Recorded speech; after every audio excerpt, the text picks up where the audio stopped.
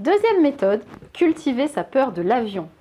On trouve énormément de contenu sur Internet pour essayer d'avoir moins peur de l'avion, pour travailler sur soi, pour laisser tomber un peu cette soif de contrôle, cette peur de la mort. Et là, moi je vais te dire, fais exactement l'inverse. Cultive ta peur de l'avion.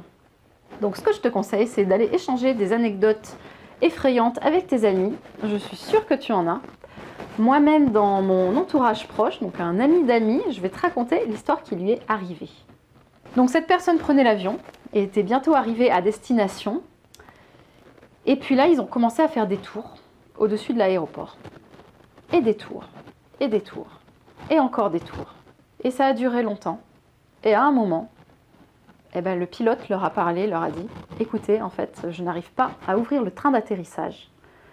Donc vous avez l'autorisation d'allumer vos téléphones portables et d'appeler vos familles. » Cette histoire, je la trouve vraiment horrible parce que déjà, voilà, c'est quelqu'un que mon conjoint connaît.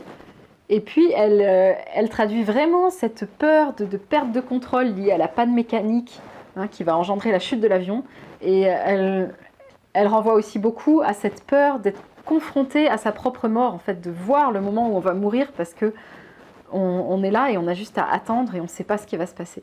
Si tu rationalises un peu, tu vas trouver que l'avion est le moyen de transport le plus sûr du monde.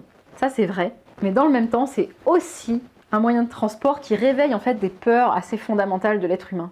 Donc moi, je t'invite à cultiver ta peur de l'avion, à échanger des anecdotes terrifiantes comme ça avec tes amis pour ne plus avoir envie de monter dans cet engin de mort.